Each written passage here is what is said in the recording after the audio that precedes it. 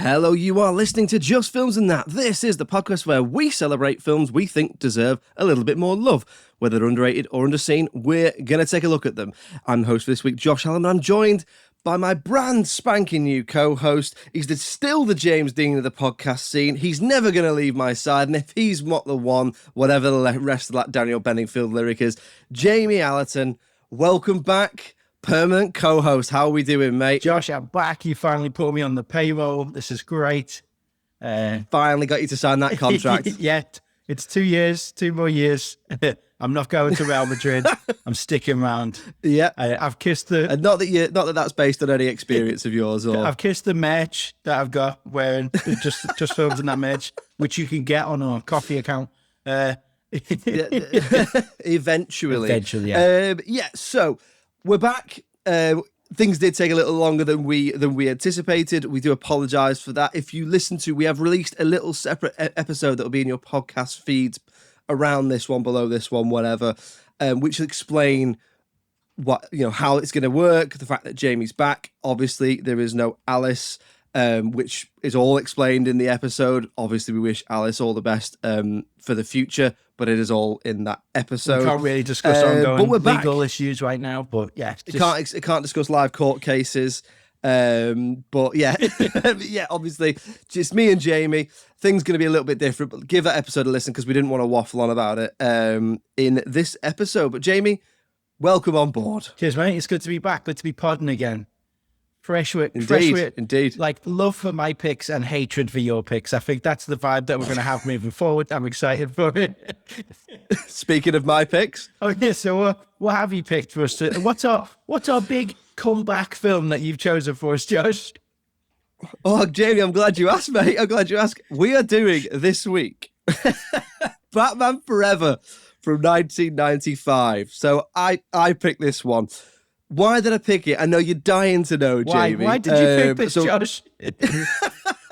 So I'll do the plot first. So essentially the plot, it's Batman, Jamie. He's Batman. He's been Batman twice already. He's a third Batman now. He's a different Batman. Everyone else is the same, but he's a different Batman. Because Batman Returns was too dark, according to the studio, and they couldn't make any sex toy Happy Meals from it. So yeah, he's back, he's Batman. He's thinking about not being Batman because of the Riddler and Two-Face attacking Gotham City. But anyway, now he's Batman. He's going to be Batman forever.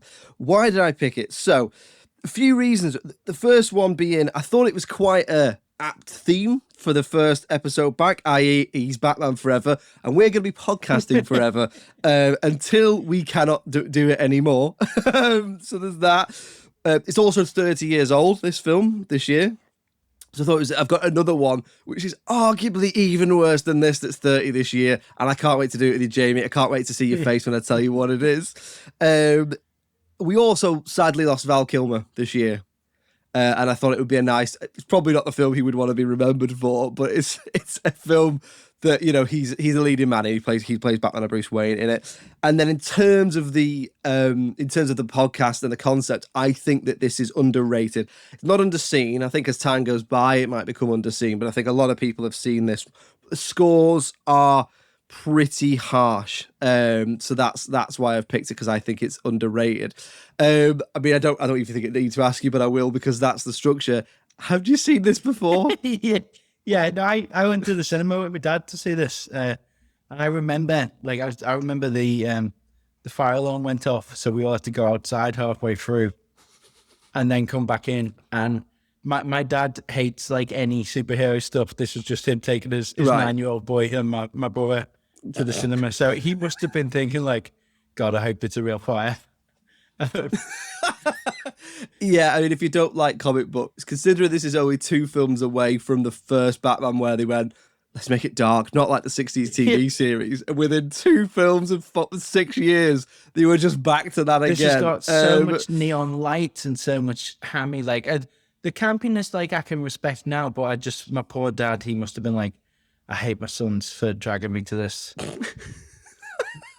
Well, that gives us a general idea of what you think about it, but let's get into it then. So to remind everyone of the structure then, so we always go with what we like and then what we didn't like, and then we move on to the critical reception, decide, is it what we say it is, which is in this instance, I think it's underrated. So Jamie, is there anything in the lights column for you? Is it Batman's arse at the beginning? All right, let's get into, there's some good stuff in this. Kind of extraneous but involved is that you get two absolute banging songs off the back of this. Without this, we don't get Kiss from a Rose by Seal. So I'd have 50 of these as long as we still got that Kiss from a Rose. But we also get Hold Me, Thrill Me, Kiss Me, Kill Me from U2. Which Great, is, and it's a good song. Look, U2 get a lot of hate. They've got some good songs, and that's one of them. Yeah, and the video is great. It's got a great vibe to it. Val Kilmer is good in this. Like I like Val Kilmer a lot, and this, do you know, like when there's an actor like how Glenn Powell is doing well right now. I'll be shocked if he doesn't get offered the Batman role and turns it down for more interesting stuff. But do you know when he got Twisters and everyone was like, "Yes, our boy's done good. Like I don't care that he's doing payday stuff." That was like the Val Kilmer thing of like, yeah, he's getting a big paycheck and we're all happy for him. Yeah, considering Val Kilmer was making this and Heat around the same time as well. Just imagine going from set with like Robert De Niro and then he's there with Jim Carrey on cocaine. to two men doing different versions of the Joker. Yeah, with the director going, nah, we'll keep the camera running, see what happens. Yeah. They clearly hate each other and I want to see it play out. Yeah, well, actually, the scene where they first meet each other as well, I enjoyed. The scene where Riddler and I was about to say the Joker because he is doing the Joker. Riddler and Two-Face meet each other, and then you realise that he's already somehow left his brain contraptions in Two-Face's like. Yeah, he's already left been that there. Yeah. And at no point was he like in Two-Face's elaborate Two-Face themed layer. Who left these two blenders with a little bit of plastic painted to the side on them? Who did this? Was it you, Drew Barrymore? And when you're a kid as well, you don't realise it. When you get older, you're watching that going, is that Drew Barrymore? And this is their year before Scream 96. Yeah, 96. Yeah, so she probably made it around the same time. Yeah, she like with sort of 18 months of each other. So yeah, I think that's a strong. I think that's a strong scene. What else? Yeah, I mean, that's about it for me. He is the sexiest Batman. I think he's because he's got those pouty lips. Yeah, he has got it. Even though they kind of cover his nose in the suit, so it's more like he's got a block nose. Where he's like, "My name is Batman."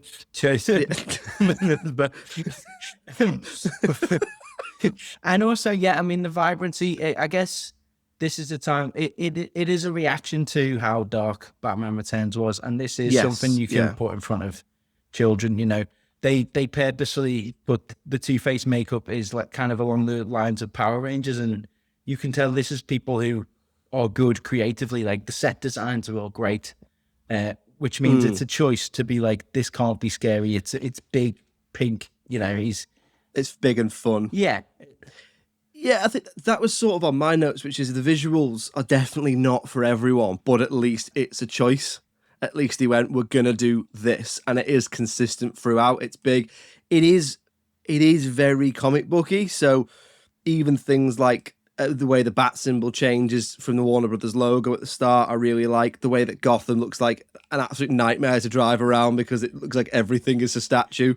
It looks like kind of the Birmingham, like when you're trying to drive through the centre of Birmingham and it's just all like roundabouts and stuff. Oh God, I don't know how I'm going to get through this. And you just think, I wish I just walked. I just wish I just walked. How many speed cameras do you reckon have gone off on the Batmobile and then they've been like, he hasn't got a registration plate. Yeah, it's just oh God. But yeah, so it is very bold visually, and it is quite, I think, quite comic booky. Even things like, you know, the Batman gearing up at the start, as much as it's quite silly and funny and however you want to see it, I can definitely see how you would or wouldn't like that. And that is quite comic booky, that idea of he's gearing up for the night and he's picking up that and he's picking up this. And there's his arse is in it. He's picking up his arse. If you want to see it. Which? Yeah, you want to see his arse. But even things like, there's a bit where right at the beginning where he sort of does uses a gadget on a villain that's an electric shock, and the villain's like going, yeah, they actually make the noise, and it's like they Yeah. make I know that scene you're talking about where, at the heist at the start, and it's like they make an actual choice to show the audience where a henchman runs towards Batman like he does in the first Batman, where he's got two blades out, and it's a riff on the joke that where he does it to Michael Keaton. Michael Keaton just knocks him out, and behind him is the empty lift shaft, and instead of letting him fall, he actually grabs him. And in the bell tower, Batman actually throws a henchman down, and it's just he just kills everybody. Just like, you get to die. There you go. Whereas this is they're giving you this is not a guy who kills people. And he just throws him into the other henchman. Again, it's very Power Rangers, put him onto like blah, blah, blah, blah, blah. Yeah. There's a lot of, I think there's at least twice where someone goes blah, blah, blah, blah, in this film. See, that's more entertaining you doing it than this film, though. Go on, let's say you do the. If you want to do your impression of that villain going blah, blah, blah, send it us as a voice note. We're going to put Josh's address in the description of the episode. Just go around there and do it through the Letterboxd. I'm never in. I'm always doing this. What do you like about it, Josh?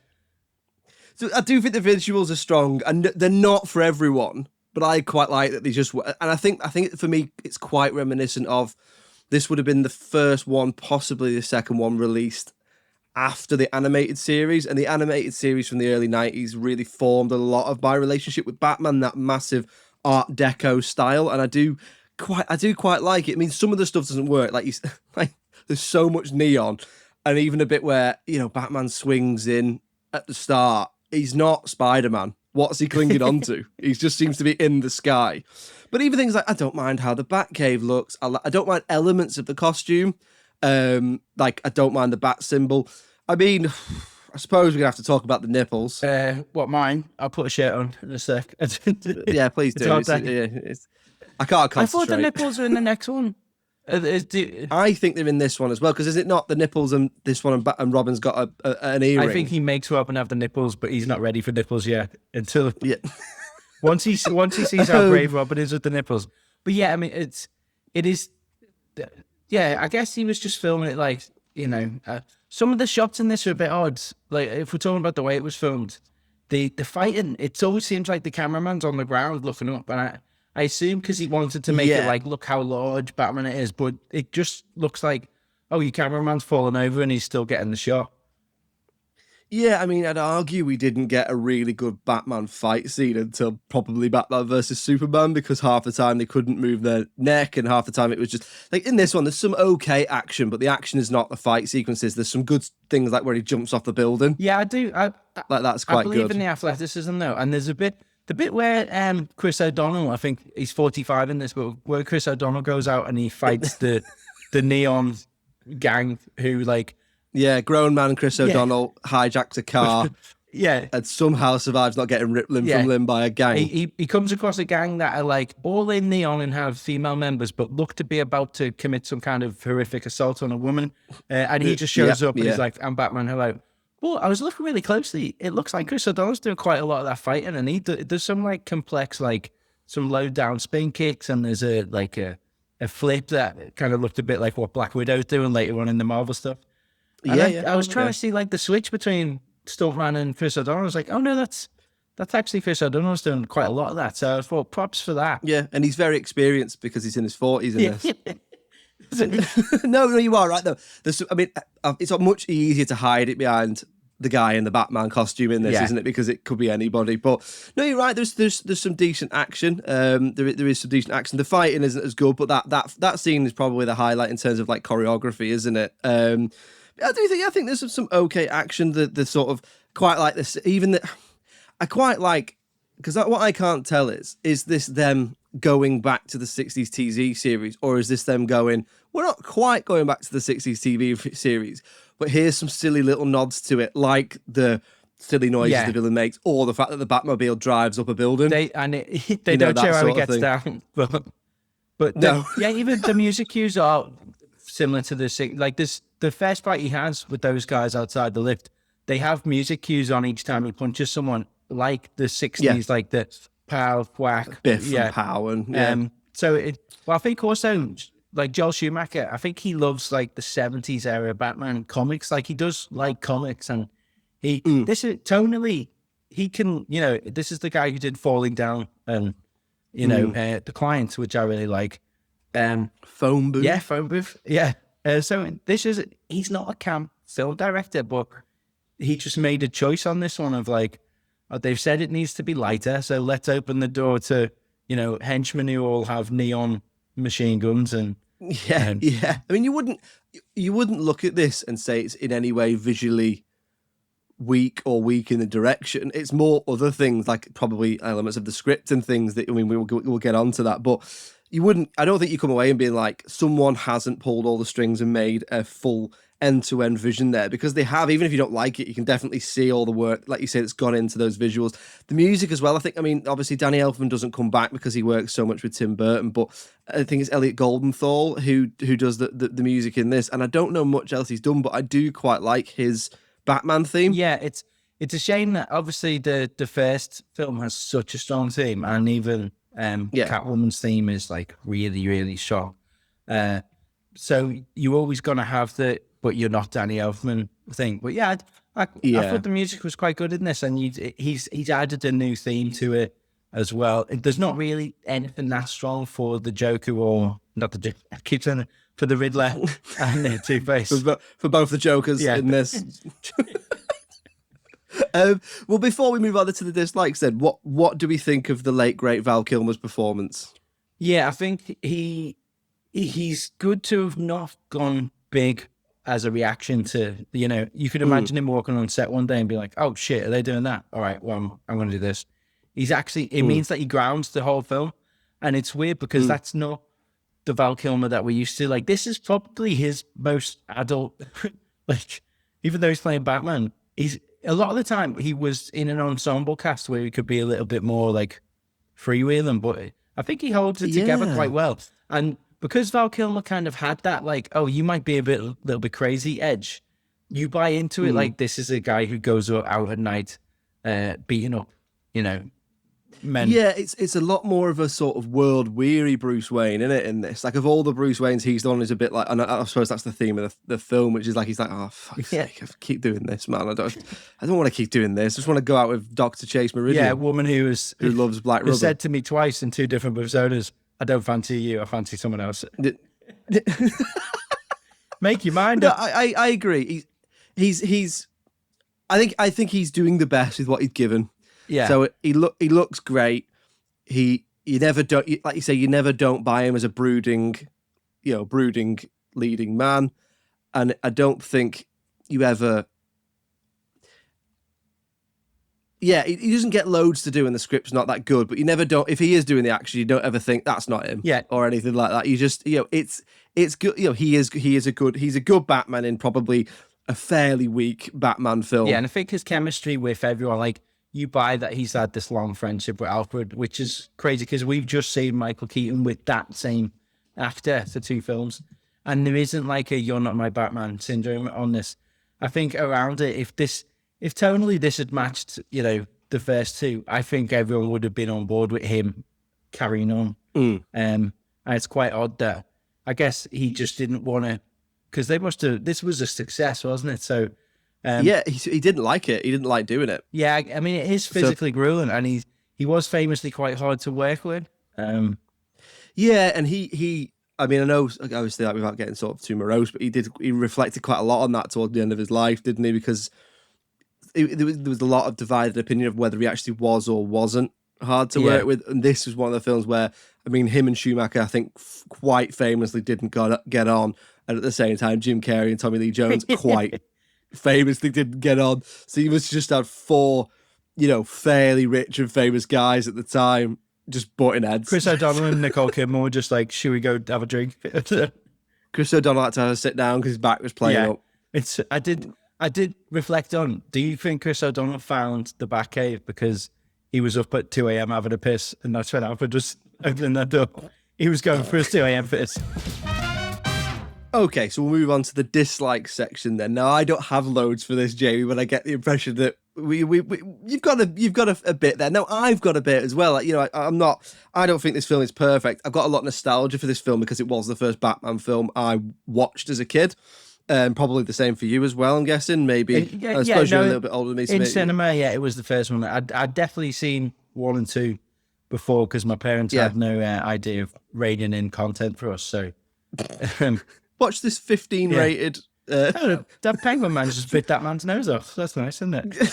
Look at how horny that little penguin man is. But anyway, so what didn't you like about it? Is it, I mean, should we get into the Jim Carrey of it all? Yeah, let me just open. I had to save this in a new document. No, all right, let's get into the Jim Carrey of it. It also goes for the whole film. The film lacks restraint, and most in that is in the Jim Carrey. But I noticed that the opening jokes, I laughed at there's all this build-up of, you know, he's getting all his gear together, he's getting in the car, and then Alfred says, "Can I convince you to take a sandwich with you?" And I laughed at that. I laughed at the idea of like their relationship is that he's like, "Oh, but I still worry about the boy that I raised. I want him to have a sandwich." Yeah, yeah. And then he says, "I'll drive through," and I was like, "That's not as funny. That takes it away from me." And that it's them additional, like, if you rein this in a bit and made it a bit tighter, and especially when Jim Carrey throws Ed Begley Jr. Senior, one of the Ed Begleys. Yeah, when he throws him out of he throws him out of a window, but he holds on to him first, and he says, "You're fired," and he goes, "No, hang on, you're terminated." And I was like, how has no one said he should say, "I'm letting you go"? How has no one said that? Yeah. Is it everyone's... Of all the fucking puns in this one and the one after it, how has no one gone, "Oh, we should probably say like, oh, sorry to drop you," or something exactly. like, just something like that. But then when he falls, Jim Carrey makes like 5 new jokes. He does like a surfing joke and an extra reference. And then a diving joke. Yeah, it started to feel like, do you know in Austin Powers when someone dies and he does like the, I guess he didn't have have a way to get ahead. And Liz Haley has to say like, that's enough now. Yeah, it's like no one. It almost suffers from that same thing as, you know, like the sort of the Apatow films from 10, 15 years ago where they really peaked and then they got so good, or so famous that it became just riff, and it will do it in the edit. And then you get films where it's like, fucking hell, they didn't know when to cut this. Yeah, and I mean, you feel bad for him because obviously, well, not because people like him in this, I think, but I just cannot stand the excess that he goes to. And he's always shouting, just constantly shouting. Yeah. Because he's realised he probably can't swear or say anything too crude. So, I've had this issue where I've done stand-up to family groups and you've been told right before going on stage, by the way, don't swear. And say like, oh, the only way to make people laugh then is to change the volume of my voice. But it's just... He's constantly screaming. And I personally think this film works better if you get rid of the Riddler character, make this a Robin origin where he wants revenge on Two-Face. And that's your main core of a film, because the Riddler, thematically, he doesn't add to this film. No one's getting revenge on him. You know, if he had done something to Bruce Wayne, that was bad. Yeah, it's almost as if his story is he wants revenge against Bruce Wayne, and obviously Robin wants revenge against Two-Face. But we're not that interested in Bruce Wayne's story in this. We're more interested in Robin and Batman's story. Yeah, I know what you mean. Like he doesn't actually add anything to the film apart from all of the green neon. Yeah, and it's the thing of like, let's just, when you look at how everyone ties in Batman Returns, there's a lot of characters and they realized, all right, the corporate person, let's not make that a famous villain from the books. We're just going to add Christopher Walken as Max Schreck, and that'll do the work itself. We don't need to plow in all of these characters. And I'm surprised they held enough restraint that they didn't have Poison Ivy as Drew Barrymore. Yeah, I know what you mean. There is. I mean, it comes back to the thing, and this is on my list, which is not every villain has to be the Joker. Yeah, and it's like the Joker really worked in the first one. The second one was too dark, and the Penguin's too dark. He's a little greasy penguin man, and Catwoman's too sexy, and she's not fully a villain anyway. So let's sort of go back to having a maniacal, laughing villain, but let's have 2 of them. Yeah, and they are. And then let's have them just scream at each other. Screaming and laughing. I quite like the suits, but then also there's this is a very lazy origin of what should I call myself? Oh, I've got a Riddler suit and a Riddler here. Like, imagine That guy. if in Spider-Man, when he's there trying to work out what his suit should be, there's just a Spider-Man suit in his room, and he's like, "Oh, I'll just use that." Just basically, it's like the Riddler's already a character, and you're just already pretending to be it. Yeah, but the Riddler is a character from Batman. That's what is that thing in your house? Yeah, it's so hard to get a superhero or villain origin story right and have the villain work. I do appreciate, like we've said before, and other stuff that they just committed and had it. Whereas, in some of the Marvel stuff, they'll just be like, just don't address them, just don't call them by their name or whatever. So, but I know what you mean in terms of the Riddler, because that extends into my sort of thing, which is that why is everyone the Joker? I mean, even Tommy Lee Jones. Tommy Lee Jones is a great actor, but I'd say he's probably miscast in this to some degree. I mean, I know he's done big, bold performances before in things like Natural Born Killers, but this interpretation of Two-Face, it could have just been Jim Carrey playing both of them. Yeah, I think Tommy Lee Jones is hiding behind going big in this because he's realised, I can't bring nuance to this, but I'm going to have to film it.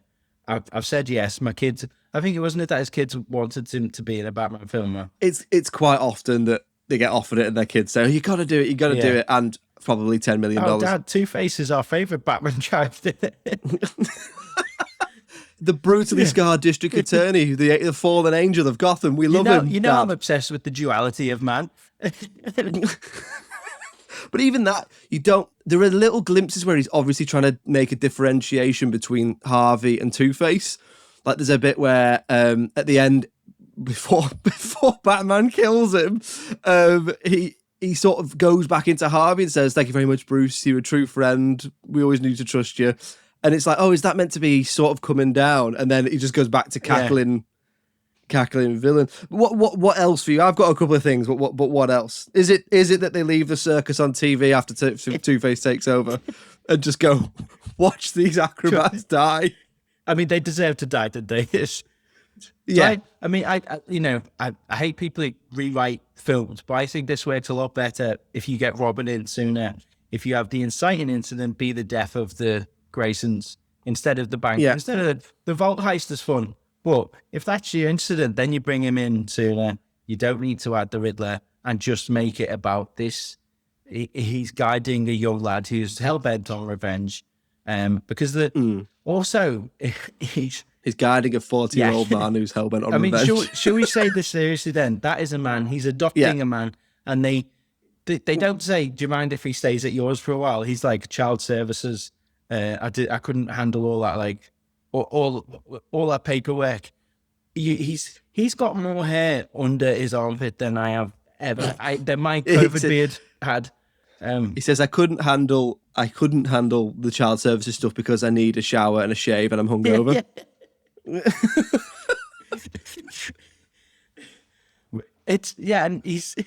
And also he's very, like, Alfred's being a dick in this, isn't he? When he's like, Alfred wants him to find the Batcave. I think it's because he's like, I don't want my Bruce out there alone. And this other orphan, I'm happy to throw him to the wolves. So because of the same age. No, you're absolutely spot. I mean, there's lots of elements like that don't make sense in terms of him finding the Batcave. If you're going to do that, you need to show more friction between Alfred and Bruce, of him being like, "I think you should let him in. I don't want to because I don't want him to get hurt," or whatever. Like, for example, I've never noticed until I watched it for this. It actually makes no sense that he gives up. Yeah, he just says... he doesn't lose anything. Chase is like, I want Bruce Wayne, not Batman. And so he comes home and he's like, "I'm going to tell her everything. I know, so I'm not Batman anymore." And it's like, wait, when there were two supervillains at the height of their power, you've decided you're going to back down now. It's basically because the first two villains accidentally kill themselves. So he's just like, I don't think I can get two guys to accidentally kill themselves at the same time. It can be done. I didn't quite like it. So Two-Face keeps killing off his own henchmen. Yeah. Which I was like, that's good. They're not avoiding death. They're just having Batman not kill people. So, yeah, I mean, so for me, apart from the fact that Robin's a grown man and the fact that the fact that the sort of him giving up makes no sense. I think the main issue for me, and again I'd never noticed it, is that why is Batman so stupid in this? Oh my God, He's so stupid. What doesn't have a number 13 and has a face? Oh God, let me think. Let me think on this. And then, no, Alfred, I'll get it. Alfred, wait. It's don't do it for me, Alfred. Go cut the sides off my bread. Well, there's a bit where so the Riddler kills one of the Ed Begleys and then leaves a forged note, with the idea being because he's so clever he can forge anyone's handwriting or whatever. And the Pivot Commissioner Gordon both pick up a note that just says "Goodbye, cruel world" and go, "Yep, suicide." He was always saying that. And then later on, despite the fact they're in some sort of posh hotel or apartment complex, he immediately assumes Chase Meridian's in a fight. Yeah, I actually like that. I like when he kicks the door down, because you get to see he's a little bit on the back foot. He's a little bit like, "Oh, sorry about your door." But yeah, I think even when he's walking towards her, there's two cops, and maybe that's just where his mind goes to. It does show, like, how early is he to this meeting? Because if she should really be getting ready for that meeting. Yeah, she should be like reading his file, not just like. Yeah, is he an hour early? And she's like, I'm going to go do a workout in that hour there and then have a quick shower. But then the other one as well is he just tells a circus full of people he's Batman. Again, one of the few things I like is that it shows that he did try to do it, but everyone was running around and he couldn't say it. And he's like, I'm Batman. Yeah. I like that he tried. I know what you mean in terms of he's selfless, but it's the fact that it's like, he then goes on the stage and kicks the shit out of some henchmen and no one in the crowd goes, Is that Bruce Wayne? Is that kicking the shit out of those guys? You know that who's the idiot billionaire who's everywhere? Elon Musk. You know that his fantasy would be to go on stage and beat people up, but he'd just get knocked out in the first punch. As a giant ball of dynamite goes off. He'd be the one to say, "Oh, sorry." I think I've said my piece. It's not as bad as I remember it. Hang on, we can't go before we mention the scene where the producers or the director tried to make Robin look cool, and it's one of the worst scenes in the film, where he does kung fu washing. He's doing his washing, and Alfred, the butler, says, "Well, that's my job. I'll do that. Don't be stepping on my shit." And he's like, "Oh no, I can't have a butler do all my stuff." And then he does kung fu drying, which gets a load of water on the ground that Alfred's now going to have to mop up. He does mop it up. Why doesn't he? Bruce Wayne is a billionaire. Why hasn't he got a tumble dryer? Even a bat dryer downstairs, if it's that advanced. A bat tumble dryer. I like. Then later on, where he's trying to convince him to be Robin, and he gives Alfred his acrobat costume and goes, "Hang this next to the bat suit where it belongs." I'm not putting that bright red and yellow and green set of pajamas next to the expensive armor. Have you heard the theory on why Robin's outfit is so bright? So the theory I've heard is that Batman uses it as a distraction. It's a moving target. And basically goes flip about whilst I take them all out. That's why there's like 5 different Robins, because each time one dies, he's like, "Best get a new Robin. Best get a new distraction." Welcome aboard, moving target. How are you? Okay, so let's move on to the critical reception then. So just to remind you how we do it, that hasn't changed at all. We're going to do the IMDb, Rotten Tomatoes audience, Rotten Tomatoes critics, and we're going to average them out. And just to remind you why I picked it, it's because I think it's underrated. I don't think it's underseen, because everyone loves it because it's a solid film, as Jamie thinks. So at the time, I mean, how did you think it did, or have you seen? I haven't checked. I reckon this probably did better than it deserves. No, because it did make money. I remember the next one is the one that everyone hates. Yeah, that's the one that's considered like one of the worst films of all time, which if you don't behave, I will bring to the table. I think, I reckon it probably got in the 50s, 60s. Okay. So at the time of recording over on IMDb, it gets 5.4 out of 10. Then over on Rotten Tomatoes, where the real film nerds are, the audience give it 33% and the critics give it 39%, which averages out at 42%, or if you add it all together, basically 42% or 4.2 out of 10, however you want to look at it. So, look, it's not amazing. There's some good stuff in there. There's some bad stuff in there, but I'm going to say it. I don't think it's 42% bad. Do you know what? I'd say this is a 2.5 out of 5, which has to be 50%. So I'll agree with you, Josh, that it's underrated. Yes. That's one back. Only for our boy Val Kilmer, who I love. Yeah. And 40-year-old Chris O'Donnell. And the horniest woman that's ever been in a kids' movie, Chase Meridian. Yeah. Who, in the space of 3 days, decides she's in love with him. It's about having seemingly just moved to Gotham. Is she stalking him? Because is that what it is? She's got loads of things on him, hasn't she? Yeah. Okay, well, there we go. The Batman Forever, first one back in the tank, post rebrand. And it is Underseen, which I'm absolutely delighted with. We'll be back next week with another episode. In the meantime, if you'd like to get in touch with us, it's filmsandthatpod@gmail.com. We're trying to do much more of your listener suggestions. So if you want to suggest a film, drop us an email and we'll do an episode on it. You can tell us what the film is about, why you think it's underrated or underseen. You can even do it via voice note and we'll play your voice on the podcast. Otherwise, you can follow us on social media. If you search Just Films and Not on Facebook, Instagram, TikTok, YouTube, all those places, then you will find us. And all that remains to be said is we'll see you next week. It's goodbye from me. Cheerio. Bye.